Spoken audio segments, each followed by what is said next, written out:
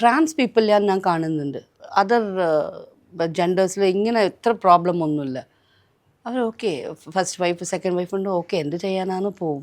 പക്ഷേ നിങ്ങൾ trans women are like so possessive. അത് അവരത്രയും മനസ്സറിഞ്ഞിട്ടാണ് സ്നേഹിക്കുന്നത്. കാരണം ഞങ്ങളൊക്കെ ഞാൻ എൻ്റെ കാര്യമാണ് പറയുന്നത്. ഞാൻ പൊതുവേ എനിക്ക് അങ്ങനെ ഒരുപാട് സ്നേഹം കിട്ടിയിട്ടുണ്ടോ എന്ന് വെച്ചാൽ എനിക്ക് അങ്ങനെ എവിടെ നിന്നും അങ്ങനെ ഒരുപാട് സ്നേഹം കിട്ടിയിട്ടില്ല. ചെറുപ്പം മുതലേ കളിയാക്കലുകളും കുറ്റപ്പെടുത്തലും മാറ്റി നിർത്തലും. ഇവൻ ഞങ്ങളുടെ ഒരു കുടുംബത്തിലൊരു കല്യാണത്തിന് പോലും നമ്മൾ പോയി കഴിഞ്ഞാൽ അവർക്കൊരു മോശമാവും, അല്ലെങ്കിൽ നമ്മൾ പോയി കഴിഞ്ഞാൽ അവർക്കൊരു നാണക്കേടാണെന്ന രീതിയിൽ നമ്മൾ പോകാറില്ല കല്യാണത്തിനൊന്നും. അങ്ങനെ കുറേ സ്ഥലത്ത് നമ്മൾ സ്വയം നമ്മൾ മനസ്സിലാക്കി നമ്മൾ മാറി കൊടുത്തിട്ടുണ്ട്. അപ്പോൾ അങ്ങനെ ഒരു സിറ്റുവേഷനിൽ നമ്മളെ സ്നേഹിക്കാൻ ഒരാളെ കിട്ടുമ്പോൾ നമ്മൾ 100% അവർക്ക് കൊടുക്കും. അവർ അത്രയും 100% കൊടുത്ത് നമ്മൾ അവരെ സ്നേഹിക്കുമ്പോൾ അവർ നമ്മളെ വിട്ടു പോകുമ്പോൾ ഒരിക്കലും ട്രാൻസ് പീപ്പിളിന് ഇഷ്ടപ്പെടില്ല. അത് അക്സെപ്റ്റ് ചെയ്യാൻ കുറേ ബുദ്ധിമുട്ടായിരിക്കും. നോർമൽ ഒരു പെൺകുട്ടിക്കാണെങ്കിൽ ഓക്കെ, ബെറ്റർ ലൈഫ് ഇനിയും കിട്ടാനുണ്ടായിരിക്കും. ഒരു ട്രാൻസ് ആകുമ്പോൾ അവർക്കൊരു അത്ര സ്നേഹം കൊടുക്കുന്ന ഇനിയൊരു ആളെ കാണാൻ കഴിയുമോന്ന് ഒരു പേടി. അതെ, നമുക്ക് ഇനി നമുക്ക് ഇപ്പം ആഷിൻ്റെ ലൈഫിൽ നിന്ന് പോയി കഴിഞ്ഞാൽ ആഷിനെ പോലെ ഒരാളെ എനിക്ക് ഇനി കിട്ടില്ല, ഒരിക്കലും കിട്ടത്തില്ല. അതിന് അത്രയും ഇതായി പറയാം. കാരണം അത്രയും എന്നെ ഇഷ്ടപ്പെടുന്നുണ്ട്. എന്തൊക്കെയായാലും അവർ ആൺകുട്ടിയാണ്. നമ്മൾ എന്തൊക്കെ പറഞ്ഞാലും ഇനിയിപ്പോൾ എന്തൊക്കെ പറഞ്ഞാലും നമ്മൾ ചാന്തുപൊട്ടാ. എത്ര ആൾക്കാർ ഇനി എന്തൊക്കെ ഇതാക്കി കഴിഞ്ഞപ്പോൾ നമ്മൾ എത്ര നല്ല ഡ്രസ്സ് ഇട്ട് നടന്നാലും എത്ര സുന്ദരികളായി നടന്നാലും ആൾക്കാർ നമ്മളെ ചില ആൾക്കാർ ഇട്ടോ നമ്മൾ കാണുന്നത് ഇപ്പോഴും ആണ് പെണ്ണായതല്ലേ, ജനിച്ചപ്പോൾ ആണല്ലേ, മണിയല്ലേ, അങ്ങനെയൊക്കെയാണ് എനിക്ക് പേഴ്സണലി വരുന്ന കമൻസുകളാണ് ഞാൻ പറയുന്നത്. അങ്ങനെ നമ്മളെ കണക്കാക്കുകയുള്ളൂ. എത്ര രോഗം എനിക്കറിയില്ല, ഇപ്പോൾ രോഗം പുരോഗം ഇത്ര ഉയർച്ചയിലെത്തി തന്നാലും കുറച്ച് ആൾക്കാരെ അംഗീകരിക്കാൻ കുറേ ആൾക്കാർക്ക് കുറച്ച് മടിയുണ്ട്. അല്ലെങ്കിൽ അത് ഇപ്പം മുസ്ലിംസ് പറയുകയാണെങ്കിൽ അത് ശപിക്കപ്പെട്ട വർഗ്ഗങ്ങൾ, നബി ശപിക്കപ്പെട്ട വർഗ്ഗങ്ങൾ, അല്ലെങ്കിൽ അങ്ങനെ കുറേ ആൾക്കാർ. അപ്പോൾ അങ്ങനത്തെ ഒരാളെ കൂടെ കൈ പിടിച്ച് ആശി നടക്കുന്നില്ല, ഇത്രയും സമൂഹത്തിന് മുമ്പിൽ എൻ്റെ കൈ പിടിച്ചവൻ നടക്കുന്നില്ല. അപ്പോൾ അങ്ങനത്തെ ഒരു ബെറ്റർ ലൈഫ് ഒരാളെ ഒരു പാർട്ട്ണർ എനിക്ക് കിട്ടണം ഒരിക്കലും എനിക്ക് കിട്ടൂല. അതെനിക്ക് നല്ല ബോധമുണ്ട്. പിന്നെ ഇപ്പോൾ എല്ലാവരും പറയുന്നത് നമ്മൾ ശപിക്കപ്പെട്ട വർഗ്ഗമാണെന്ന് പറയുന്നത്. ഓഫ് കോഴ്സ് ഓക്കെ, ഞങ്ങൾ അത് ആണോ? അല്ല, ഇപ്പം അങ്ങനെയല്ല, നബി സല്ലല്ലാഹു അലൈഹി വസല്ലം ശപിക്കപ്പെട്ട വർഗ്ഗങ്ങളാണ് എന്ന് പറഞ്ഞില്ലേ, ആൺവേഷം കെട്ടുന്ന പെണ്ണുങ്ങളെയും പെൺവേഷം പറയാനുണ്ട്. അല്ല, അത് ഞാൻ പറയട്ടെ, പുറത്ത് ഇപ്പോൾ അത് ഈ കമ്മ്യൂണിറ്റിയിൽ ഉണ്ടാവുന്ന ആരും അങ്ങനെ പറയില്ല. അവർ ഇത് ഇഷ്ടപ്പെട്ട് കഷ്ടപ്പെട്ട് ഇത് എടുത്തു അത് അവർ പ്രൗഡായിട്ട് പറയുന്നുണ്ട്, yes I am a trans woman. പക്ഷെ നീ അല്ലേ അങ്ങനെ അയ്യോ ദൈവമേ എനിക്ക് എന്തിനാ ഇത് കൊടുത്തത്, അങ്ങനെ അല്ലേ നീ അല്ലേ. ഞാൻ മറ്റുള്ള ട്രാൻസ്ഫോമിൻ്റെ ആ ഒരു ഇതൊന്നും ഞാൻ കേൾക്കുന്നത്, ഞാൻ എൻ്റെ കാര്യമാണ് പറയുന്നത്. ഇനിയിപ്പോൾ എന്നോട് ഒരാൾ ചോദിക്കുകയാണ് അടുത്തൊരു ജന്മത്തിൽ ജാസിക്ക് പെണ്ണാവണോ ആണാവണോ, അത് ഇങ്ങനെ ഒരു ജന്മം വേണമെന്ന് പറഞ്ഞാൽ ഞാൻ ഒരിക്കലും ഈ ജന്മം സ്വീകരിക്കില്ല. ഒന്നെങ്കിൽ ഒരു പുരുഷനായിട്ട് അല്ലെങ്കിൽ ഒരു സ്ത്രീയായിട്ട്. ഒരിക്കലും ഇങ്ങനെ ഒരു ജന്മം തന്ന് പരീക്ഷിക്കരുതേ എന്നാണ് എൻ്റെ പ്രാർത്ഥന. കാരണം അത് ഈ ഒരു ജന്മത്തിൽ അനുഭവിച്ചവർക്ക് അതിൻ്റെ വിഷമം മനസ്സിലാവുള്ളൂ. ഞാൻ എൻ്റെ കാര്യമായിട്ട് പറഞ്ഞത്, ഞാൻ വേറൊരാളെയും പറയില്ല. ഓക്കെ, എല്ലാവരും അവരെ ലൈഫ് പ്രൗഡാണ്, okay I am a trans person, ഞാൻ പ്രൗഡാണ് എന്നൊക്കെ പറയണത് എൻ്റെ മനസ്സിലുണ്ട്. പക്ഷെ എനിക്ക് അങ്ങനെ പറയുമ്പോൾ ഞാൻ അത് കള്ളത്തരം പറഞ്ഞ പോലെ ആയിപ്പോവും. ഞാൻ എൻ്റെ ലൈഫിൽ പ്രൗഡാണെന്ന് വെച്ചാൽ ഇങ്ങനെ ഒരു ജന്മം കിട്ടിയില്ല ഞാൻ പ്രൗഡല്ല. അത് പ്രൗഡായിട്ടുള്ള ആൾക്കാരുണ്ടായിരിക്കും, ഉറപ്പായിട്ടുള്ളത്. ഇപ്പോൾ ട്രാൻസ് വുമൻസ് ഒരുപാട് നല്ല നല്ല ഉയരങ്ങളിൽ എത്തുന്നുണ്ട്.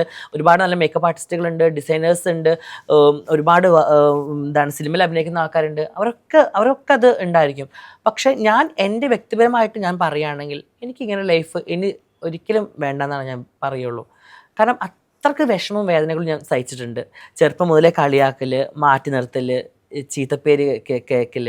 നിനക്ക് എപ്പോൾ മനസ്സിലായി നീ ഞാൻ ഇത് തന്നെ ഞാൻ പെണ്ണായിട്ട് ഫീൽ ചെയ്യുന്നു അന്ന് നിനക്ക് എപ്പോൾ തോന്നി? എനിക്ക് ചെറുപ്പം മുതലേ താത്തമാരെ ഡ്രസ്സൊക്കെ എടുത്തിടും. എനിക്ക് 2 ചേച്ചിമാരാണ്, അപ്പോൾ അവരുടെ ഡ്രസ്സൊക്കെ എടുത്തിടും. അപ്പോൾ മുതലേ എനിക്ക് ചെറിയതാണ്. അപ്പോൾ കുഞ്ഞു കുട്ടിയാകുമ്പോൾ നമ്മളത് അങ്ങനെ എല്ലാവരും ഫാമിലി അത് അങ്ങനെ കളിക്കാൻ നല്ല രീതിയിൽ വിടും. പിന്നെ എനിക്ക് ഞാനിങ്ങനെ റിയലൈസ് ചെയ്യാൻ തുടങ്ങിയപ്പോൾ ഞാൻ വിചാരിച്ചു എൻ്റെ ലൈഫിൽ ഈ ലോകത്ത് ഞാനേ ഉള്ളൂ ഇങ്ങനെ, ഞാൻ മാത്രമാണോ ലൈഫിൽ ഇങ്ങനെ ഉള്ളത്. ഞാൻ വേറെ ആരും കാണുന്നില്ല, എൻ്റെ ചുറ്റുഭാഗത്ത് ഞാൻ വേറെ ഒരാൾ ഇതേപോലെ കാണുന്നില്ല. എനിക്ക് മാത്രമാണോ ഇങ്ങനെ തോന്നുന്നത്, അല്ലെങ്കിൽ എൻ്റെ ഫീലിങ്സ് എന്താ ഇങ്ങനെ വരുന്നത്, എന്താണ് അങ്ങനെ ഒരു തോന്നൽ എനിക്ക് ഉണ്ടായിരുന്നു. പിന്നീടാണ് ഞാൻ വേറൊരു ഫ്രണ്ടിനെ കാണുന്നതും അവനാണ് പിന്നെ എനിക്ക് ഇങ്ങനെ കമ്മ്യൂണിറ്റി ഉണ്ട്, അല്ലെങ്കിൽ ഇങ്ങനെ കുറേ ആൾക്കാർ നമുക്ക് ചുറ്റും ഉണ്ട് എന്നുള്ളത് പരിചയപ്പെടുത്തി തരുന്നതൊക്കെ. അതുവരെ ഞാൻ വിചാരിച്ചത് ഞാൻ മാത്രമാണ് ഇങ്ങനെ ഉള്ളൂ എന്നാണ്. അപ്പോൾ എനിക്ക് എൻ്റെ പേഴ്സണലി പറയുകയാണെന്നുണ്ടെങ്കിൽ ഈ ലൈഫിൽ ഒരുപാട് വേദനകൾ. ഇപ്പോൾ കുറേ ആൾക്കാർ പറയുന്നൊരു തെറ്റിദ്ധാരണയാണ്, നിങ്ങളൊക്കെ വിചാരിച്ചാൽ നിങ്ങൾക്ക് മാറാൻ പറ്റില്ലേന്ന്. നിങ്ങൾക്ക് ആണുങ്ങളെ പോലെ നടന്നൂടെ, ജിമ്മിന് പോയിക്കൂടെ, ആണുങ്ങളെ ഫ്രണ്ട്സായി നടന്നൂടെ, അല്ലെങ്കിൽ ഫുട്ബോൾ കളിക്കാൻ പോയിക്കൂടെ, ക്രിക്കറ്റ് കളിക്കാൻ പോയിക്കൂടെ, അപ്പോൾ നിങ്ങൾ അങ്ങ് ഓക്കെ ആവുമല്ലോ. ട്രീറ്റ്മെൻറ്റ് ചെയ്യണം എന്തിനാ, പെണ്ണുങ്ങളെ പോലെ ആവുന്നതിനാന്ന് ചോദിക്കും പല ആൾക്കാർ. ഇതൊരിക്കലും ഒരു അഭിനയമല്ല, അല്ലെങ്കിൽ ഇതൊരിക്കലും ഒരു എന്താ പറയുക അസുഖമല്ല എന്നുള്ളത് ആദ്യം മനസ്സിലാക്കണം. നമ്മളൊരിക്കലും ഇങ്ങനെ നമ്മൾ ഇപ്പോൾ ഞാൻ ജനിച്ചു കഴിഞ്ഞാൽ ട്രാൻസ്ഫോർമർ ആവും എന്ന് വിചാരിച്ചാണ് നമ്മൾ ജനിച്ചത്. ഒരിക്കലുമല്ല. നമ്മുടെ സാഹചര്യം, നമ്മളെ ലൈഫ് ഒക്കെ നമ്മളെ എല്ലാം കൊണ്ടാണ് നമ്മളിങ്ങനെ ആയി പോകുന്നത്. അല്ലാണ്ട് നമ്മൾ ജനിച്ച മുതൽ നമ്മൾ ഞാൻ ട്രാൻസ് ആവാം, കുറേ ട്രാൻസ് ആയി കഴിഞ്ഞാൽ കുറേ പബ്ലിസിറ്റി കിട്ടും, കുറേ എന്തെങ്കിലുമൊക്കെ പറഞ്ഞാൽ മതി. ഇപ്പോൾ കുറേ ആൾക്കാർ അങ്ങനെ പറയുന്നത്, ഞാൻ അങ്ങനെ വേഷം കെട്ടി നടക്കൊണ്ടാണ് എനിക്ക് ഇങ്ങനെ പബ്ലിസിറ്റി എന്നുള്ളത്. ഞാൻ ഒരിക്കലും പബ്ലിസിറ്റിക്ക് വേണ്ടിയിട്ടല്ല ഇങ്ങനെ വേഷം ചെയ്യുന്നത്. എനിക്ക് ഞാനായി ജീവിക്കാൻ ആഗ്രഹമുള്ളത് കൊണ്ടാണ്. ഇപ്പോൾ UAE യിലാണെങ്കിൽ എനിക്ക് ഇങ്ങനെ ജീവിക്കാൻ പറ്റുമോ? ഒരിക്കലും പറ്റില്ല. അവിടെ ഒരിക്കലും ട്രാൻസിന് അലൗഡ് അല്ല. എൻ്റെ നാട്ടിലെത്തിയപ്പോഴാണ് എനിക്ക് ഇഷ്ടപ്പെട്ട വസ്ത്രങ്ങൾ ധരിക്കാൻ തുടങ്ങിയത്, എനിക്ക് ഇഷ്ടപ്പെട്ട ജ്വല്ലറികൾ ഇടാൻ തുടങ്ങിയത്, എനിക്ക് ഇഷ്ടപ്പെട്ട സ്ഥലങ്ങളിൽ ഞാനായിട്ട് പോകാൻ തുടങ്ങിയത്. മറ്റുള്ള ഭാഗത്തൊന്നും എനിക്ക് അങ്ങനെ പോകാൻ പറ്റിയിട്ടുണ്ടായിരുന്നില്ല. അപ്പോഴും പണ്ട് എന്നെ ട്രോളുന്ന ആൾക്കാർ പറയുന്നു, ജാസി നാട്ടിലെത്തിയാൽ ആണും ദുബായിലെത്തിയ പെണ്ണും എന്നായിരുന്നു പറഞ്ഞിട്ടുണ്ടായിരുന്നത്. ഇപ്പം അവർ പറഞ്ഞു, ഇപ്പം ഞാൻ എൻ്റെ നാട്ടിൽ ഞാൻ പെണ്ണായി ജീവിക്കുമ്പോൾ അതും അവർക്ക് പ്രശ്നമാണ്. പിന്നെ ഓക്കെ, ഇനിയിപ്പോൾ എന്തൊക്കെ, ഇപ്പോൾ ഉമ്മാൻ്റെ വോയിസ് വന്നു, അത് വന്നു, ഇത് വന്നു, എല്ലാം വന്നോട്ടെ. ഒറ്റ ചോദ്യം എനിക്ക് ചോദിക്കാനുള്ളൂ. ഓക്കെ, എല്ലാം ഓക്കെ, സമ്മതിച്ചു. ഇതൊക്കെ ഞാനും പടച്ചവനുമായിട്ട് തീർത്തോളാം. ഇനിയിപ്പോൾ ഉമ്മ എന്നെ ശപിക്കുകയാണ്, അല്ലെങ്കിൽ എനിക്ക് എന്തെങ്കിലും പ്രശ്നം ഉണ്ടാവുകയാണ്, ഓക്കെ, അത് ഞാനും ഉമ്മയായിട്ട് പടച്ചവനുമായിട്ട് തീർത്തോളാമല്ലോ. തമ്പുരാൻ അറിയാമല്ലോ കാര്യങ്ങൾ എന്തൊക്കെയാണ്, അല്ലെങ്കിൽ എങ്ങനെയൊക്കെയാണെന്നുള്ളത്, ഇത് എവിടെ നിന്നാണ് ഇതിൻ്റെ ഉത്ഭവം, ഇത് എങ്ങനെയൊക്കെയാണ് പോണത് എന്നുള്ളത് പടച്ചറബിന് അറിയാമല്ലോ. ഇതൊക്കെ പടച്ചറബ് മുമ്പേ കണ്ട കാര്യങ്ങളാണല്ലോ. അപ്പോൾ അങ്ങനെ എന്തെങ്കിലും ഉണ്ടെങ്കിൽ ഞാൻ തീർത്തോളാം. അതേപോലെ എനിക്ക് ഒരു കാര്യം പറയുന്നത്, ഇപ്പോൾ പലപ്പോഴും ആൾക്കാർ പറയുന്നത് ഞങ്ങൾ ശപിക്കപ്പെട്ട വർഗ്ഗങ്ങളാണ് എന്ന് പറയാറുണ്ട്. ഒരൊറ്റ കാര്യം ചോദിക്കട്ടെ, അങ്ങനെയാണെങ്കിൽ ഇപ്പോൾ മുസ്ലിങ്ങളിൽ എത്ര പേര് കല്യാണം ഡിവോഴ്സ് ചെയ്യുന്നുണ്ട്?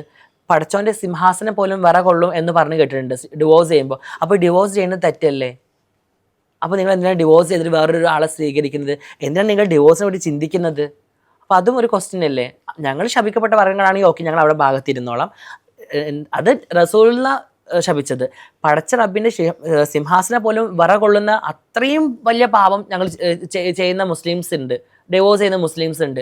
മുസ്ലിംസ് ഇല്ല, നോർമലി എല്ലാവരും. അപ്പോൾ ഈ അവർക്ക് എന്താണ് പരിഹാരമുള്ളത്? അപ്പോൾ ദൈവം ഉണ്ടല്ലോ, ദൈവം ഇപ്പൊ എനിക്ക് എന്താ തെറ്റ്.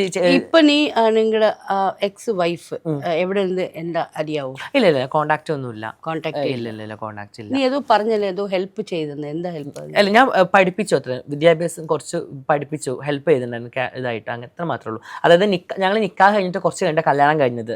അപ്പോൾ നിക്കാഹ് കഴിഞ്ഞിട്ട് പിന്നെ കല്യാണം കഴിയണവരെ, ഇപ്പം നിക്കാഹ് കഴിഞ്ഞ നമ്മളെ വൈഫാണല്ലോ മുസ്ലിംസിൽ. അപ്പോൾ നിക്കാഹ് കഴിഞ്ഞിട്ട് ഒരു 2 years 3 years ഗ്യാപ്പ് ഉണ്ടായിരുന്നു കല്യാണത്തിന്. അപ്പോൾ എന്താ കല്യാണം, എന്താ നിക്കാഹ്, എന്താ? അത് ഇവിടെ നമ്മുടെ നാട്ടിൽ നമ്മൾ പൊതുവേ ഇപ്പോൾ തലേ ദിവസം നിക്കാഹ്, കല്യാണം പിറ്റേ ദിവസം അങ്ങനെ ഉണ്ടാവാറുണ്ട്. മറ്റേത് പണ്ട് ഉറപ്പിച്ച് വെക്കാന്ന് പറയും. ഓ, അത് വലീമ അല്ല, അത് നിക്കാഹ് ചെയ്ത് വെക്കും ചിലവർ.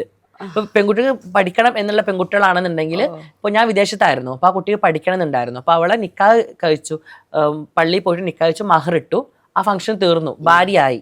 പിന്നെ കുറെ കഴിഞ്ഞതിന് ശേഷമാണ് ഫംഗ്ഷൻ എല്ലാം വെച്ചിട്ട് വീട്ടിലേക്ക് കൊണ്ടുവരുന്നത്. അങ്ങനെ അപ്പോൾ കുറച്ച് ഗ്യാപ്പ് ഉണ്ടായിരുന്നു. അപ്പോൾ ആ സമയത്തൊക്കെ ഞാനാണ് പഠിപ്പിച്ചതും കാര്യങ്ങളൊക്കെ ചെയ്തത്.